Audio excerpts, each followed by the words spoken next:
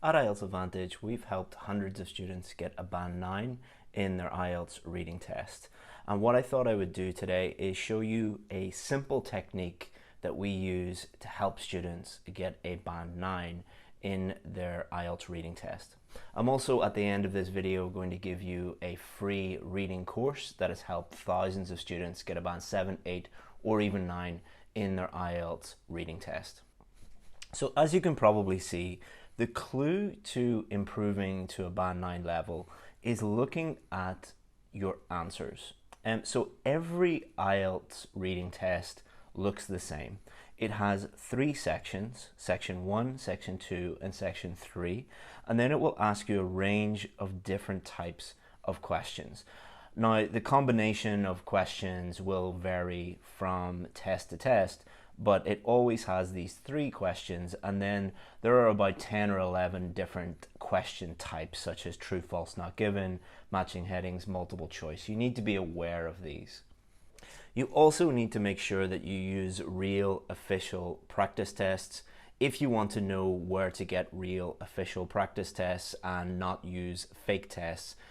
I'll put a link in the description and somewhere in the video to show you where you can get real practice tests. It's really important for this technique that you use practice tests that are official. So Cambridge English practice tests or practice tests from the British Council or IDP. If you use other practice tests, this technique will not work. So the first thing you need to do is do an official practice test under exam conditions. That means a practice test that you've never used before. It is best if you do 2 or 3 of them, but for the purposes of this video, I'm just going to show you what we would do if a student did 1. So what we would do with our student is we would get them to focus not on the questions that they got correct, but the questions that they got wrong. And this will reveal how they are going to get a band 9. So let's look at some common scenarios to show you how we can help you improve. So let's say we have our first student and we notice that they get all the questions correct except this question, this question, this question, this question, this question, this question, this question, and this question. So by looking at their wrong answers, we can see that for this particular type of student, what they need to do is just focus on 2 question types. They obviously have got all of these right, all of these correct, all of these correct, all of these correct, and section 3 is the most difficult part. So it shows that there's no problem with their reading skills, no problem with their vocabulary, but every time they get a true, false, not given question or a matching headings question, they're very likely to get that question wrong. So for this student, what they need to do is just focus on a strategy for matching headings and a strategy for true, false, not given.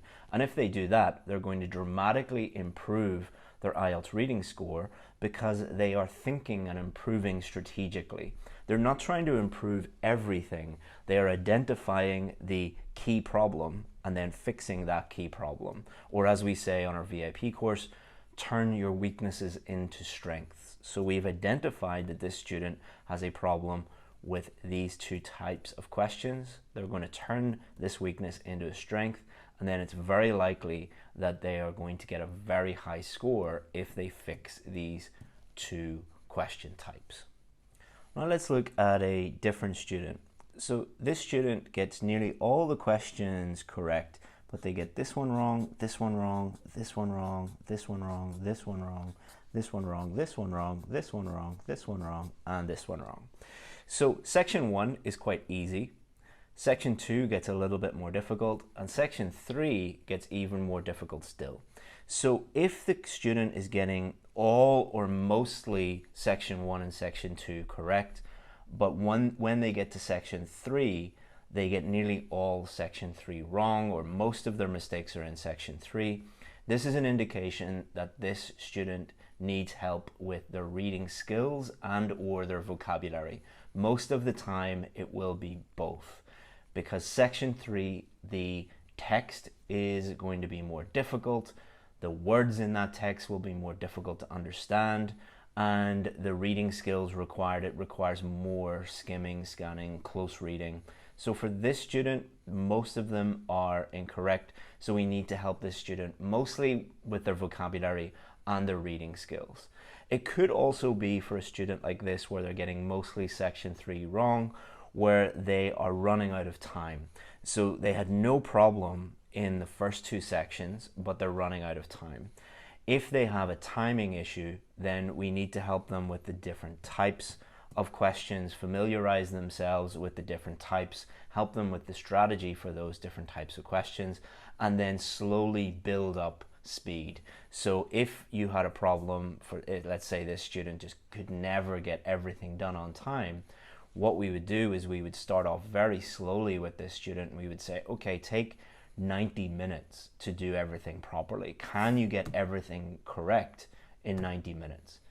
Let's say they do that. Well, they get nearly all of it correct in 90 minutes. Well, let's try it then in 80 minutes, and then 70, and then 60. So we're slowly building up speed, and that's how we would help that type of student. So we've helped student A, who just needs help with true, false, not given and matching headings. Student B, who obviously needs help with vocabulary and their reading skills. And student C, who just needs to improve the speed at which they do the reading test. Now let's say we're working with a student and they get this one wrong, and this one wrong, and this one wrong, and this one wrong, and this one wrong, this one wrong, this one wrong, and this one wrong. So this is quite unusual because this particular student only has problems when they actually have to write the word. And they had no problem actually getting the correct answer. They got the correct answer for all of these. They have no problem, therefore, with sentence completion or summary completion because they actually found the correct answer. However, this student spelt equipment wrong, concerns wrong. They had a problem with the spelling of procedure, injuries, sunlight, transpiration, and weight. So for this student, they do not need to work on strategy. They do not need to work on speed. They don't need to work on vocabulary or reading skills. They just need to work on spelling. So as you can see, each student is very, very different, and we need to understand what their weakness is first, and then we attack that weakness. And spelling, there are different ways that we can help students with their spelling, but unless that student did this analysis, this weakness analysis, they would never be able to really understand their problem. Imagine this student goes and does like a very long reading course at a school somewhere, and they learn all of these different strategies and techniques and everything. They're not actually going to improve because their real issue is spelling, and it takes about 1 hour to figure this out. Now we have another student. They get that one wrong, that one wrong, that one wrong, that one wrong, that one wrong, that one wrong, that one wrong, and that one wrong. So as you can see, matching information, matching headings, matching statements. This is a particular type of problem with matching. Each different type of question tests different reading sub-skills. So matching, one of the sub-skills that you need to learn for that is scanning. So scanning for the location of the correct answer. So with this student, often you will hear people saying things like, oh, I just get lost and I run out of time. Well, really, it's not the student getting lost or losing focus or running out of time. It is just they really need to work on their ability to scan, or it might be a skimming issue, or it might be that whenever the question requires students to really read carefully and think deeply about the answer, they get those questions wrong. So they need to work on close reading. So to summarize, it is extremely rare for a student to just be bad at reading and just continuously get low reading scores. There is always a reason. Normally it's one or two of these reasons. What you need to do again is get official practice tests.